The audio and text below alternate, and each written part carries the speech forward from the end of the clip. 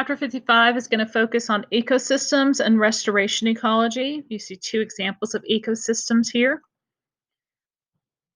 So, ecologists are interested in how energy is transformed along with matter within ecosystems. What we have learned previously with conservation of energy and conservation of mass is going to apply to your ecosystems, that you can't create or destroy energy, you can transform it. So when energy enters an ecosystem in the form of solar radiation, it will be conserved and then it'll be lost again from organisms via heat. And then the second law of thermodynamics says that when energy is exchanged, it's going to increase the universe's entropy. Not all energy conversions, actually, no energy conversions are completely efficient. So some energy is always going to be lost in the form of heat, which is going to add to the universe's entropy. Chemical elements, along with energy, matter is also going to be conserved. Chemical elements will consistently be recycled. In forest ecosystems, some nutrients will enter as dust or rain solutes and then are carried away in water. Ecosystems in general are open systems, so they take in energy and mass, and then they will release heat and waste products. Autotrophs, heterotrophs. Autotrophs make their own molecules with photosynthesis or chemosynthesis as their energy source. Photosynthesis would be light. Heterotrophs will depend on the output of other organisms. Energy and nutrients moves from primary producers, your autotrophs, to primary consumers, your herbivores, to your secondary consumers, carnivores, to your tertiary consumers, carnivores that feed on other carnivores. Detritivores or deconsumers are consumers that get their energy from detritus, something that is not living and is organic. Prokaryotes and fungi fall in this category, and decomposition is going to connect all of our trophic levels to one another. So here we see both the chemical and energy cycling. The sun is again going to provide us with our source of energy to the primary producers, which are then going to provide energy to your primary consumers and to the detritus. The primary consumers will provide energy to the secondary and tertiary consumers.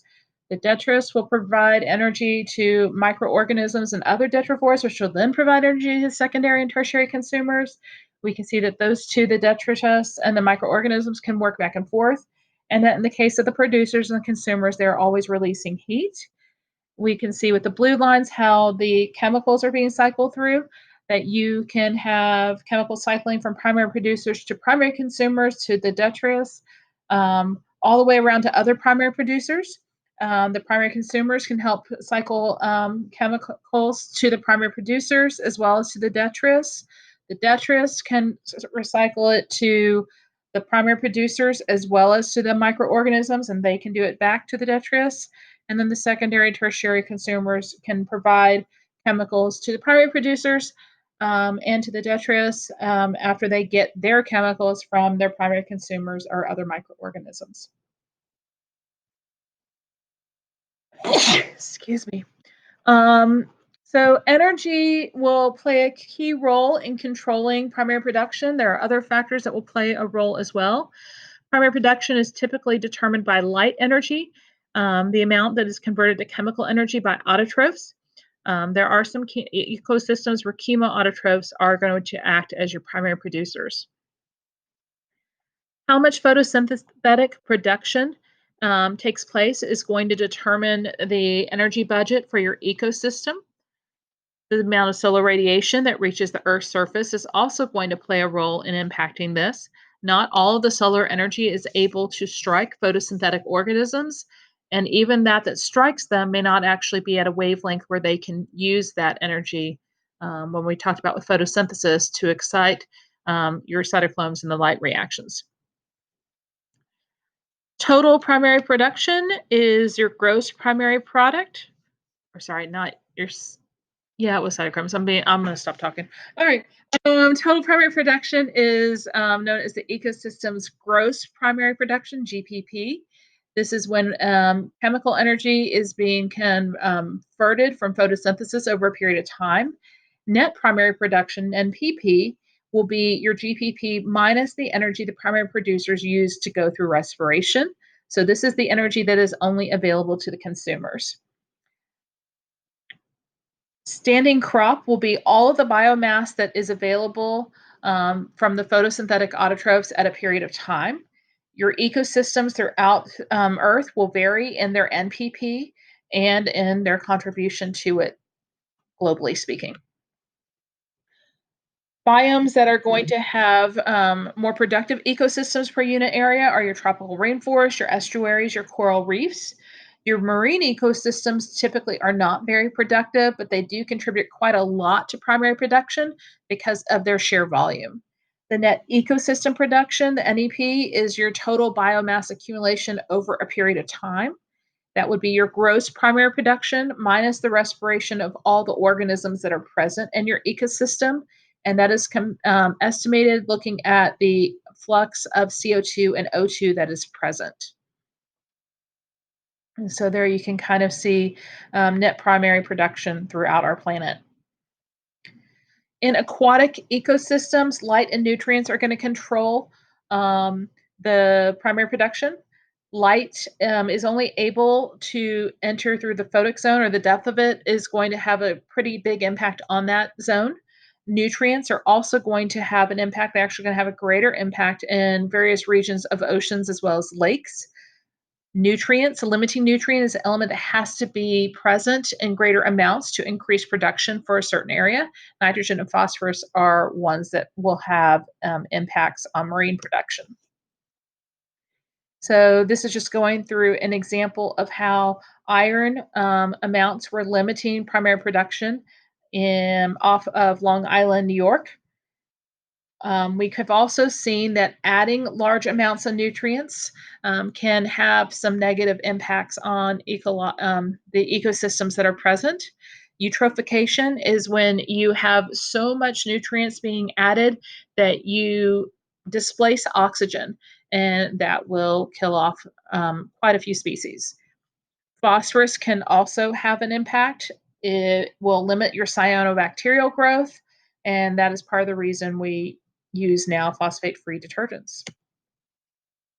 Terrestrial ecosystems, their primary production is typically affected by temperature and moisture. It will increase with more moisture. The actual evapotranspiration is going to be the water transpired by the plants and evaporated from a landscape. And because we're dealing with water, that's going to be affected by your precipitation, temperature, how much of it's being changed from liquid to gas, as well as solar energy heating it up. So that is related to your net primary production. So there we can see that as your precipitation increases, your primary production typically increases. Nutrient limitations, adaptations that reduce these. Soil nutrients will play a key role in limiting primary production in terrestrial ecosystems. Nitrogen is your most common limiting nutrient. Phosphorus can also be, especially in older soils. So plants have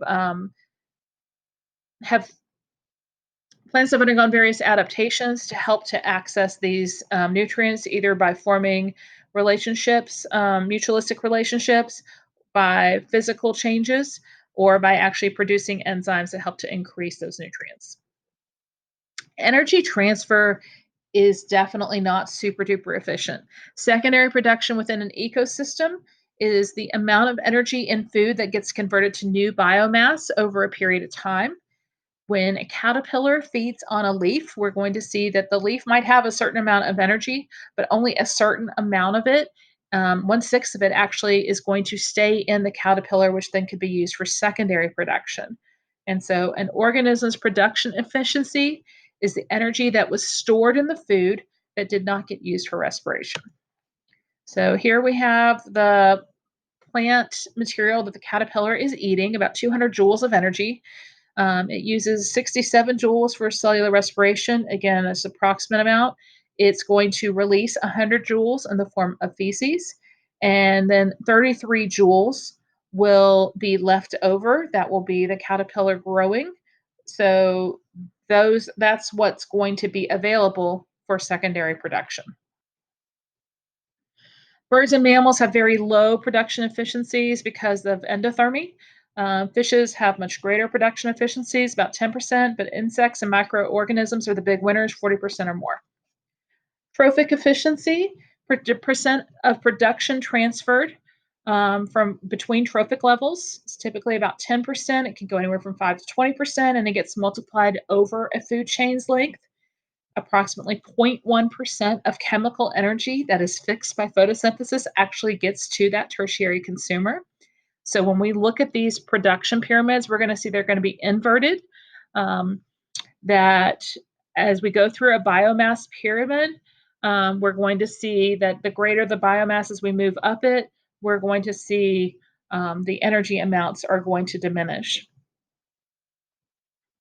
So we have primary producers, lots of primary producers with lots of energy. We have fewer primary consumers, and they're not going to have as much energy. When we get to the secondary consumers, again, even fewer of those. Down again with our joules of energy. And then finally, we get to tertiary consumers, very, very few of those, and very little joules compared to this million joules of sunlight we started with. And so here is an example with most ecosystems. We see the primary producers are going to have the greatest biomass. The tertiary consumers are going to have the least. When we look at it on within aquatic ecosystems, because the phytoplankton are being eaten so rapidly by the primary consumers, it gets inverted. So that's what we just talked about. Turnover time is the ratio of the standing crop biomass to its production. So how long does it stay around before it gets consumed again? How energy is flowing will have some pretty significant impacts on humans. Eating meat is not the most efficient way of utilizing photosynthetic production. If we became individuals that ate only plant material, worldwide agriculture could feed a lot more people. So, cycles. Recycling elements is really important. This is not just going to be chemical elements, it could also be molecules like water. So, we refer to these, since they have both biotic and abiotic components, as biogeochemical cycles. So we're going to look at this in terms of different elements, but you recycle carbon, oxygen, sulfur, and nitrogen through the atmosphere. You can also recycle phosphorus, potassium, and calcium.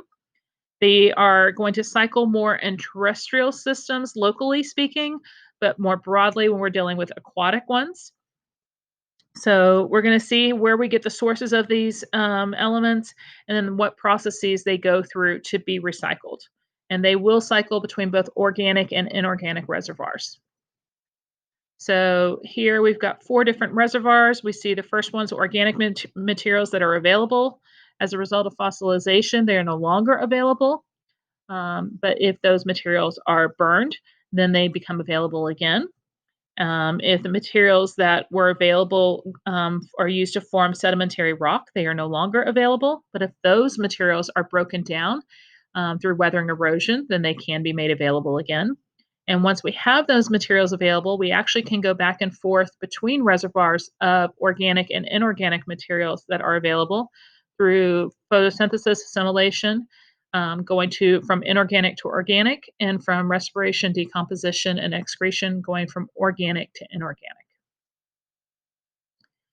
So we're going to look at water, carbon, nitrogen, and phosphorus, why these are important, how we get them, what are our sources of them, and what processes make them move.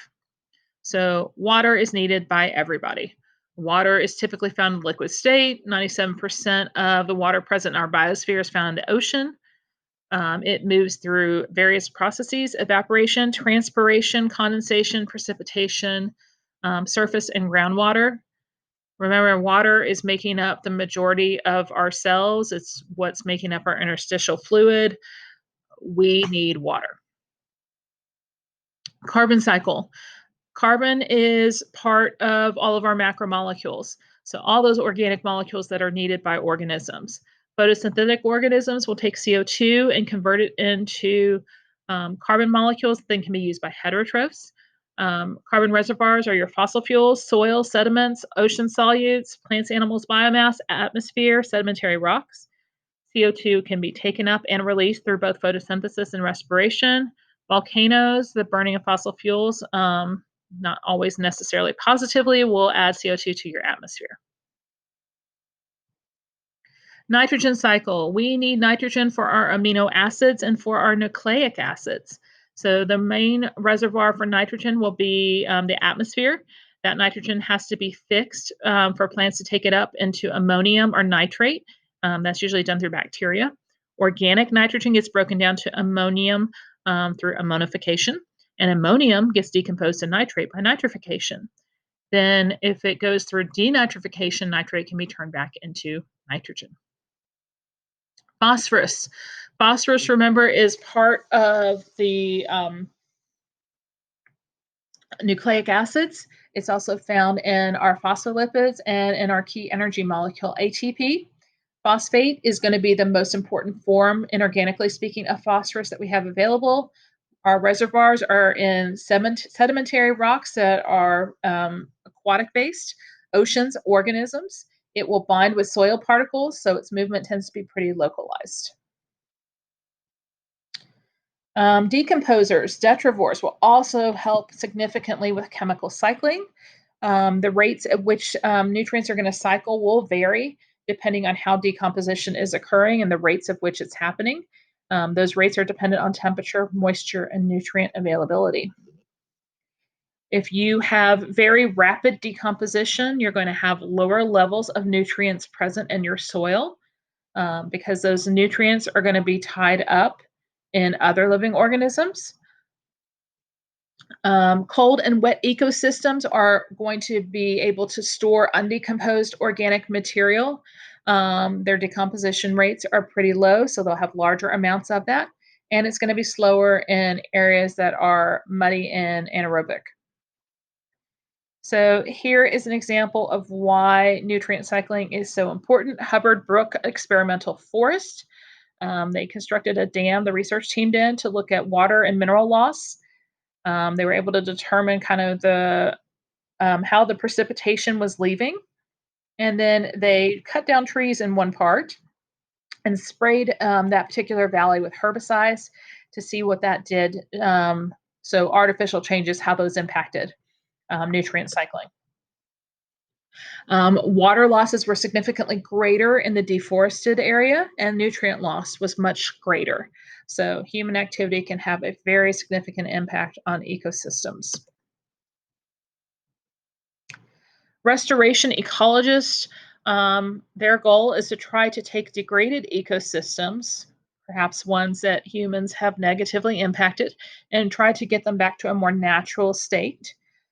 So, if you are willing to give some time, biological communities can recover from pretty significant disturbances. Restoration ecology helps to speed up this process, either through bioremediation or augmentation. So there you see before restoration in 1991 and in 2000 when restoration is nearly complete. So bioremediation is using organisms to detoxify ecosystems. Organisms that are typically used are going to be your prokaryotes, your fungi, or your plants. These are able to take up toxic molecules so that they are less likely to negatively impact on those ecosystems in the future. So this particular bacterium, Schwannella oneidensis, is able to metabolize uranium and other elements to forms that make it less likely to be able to leach into streams and groundwater. So augmentation is when organisms add materials that are needed to a degraded ecosystem.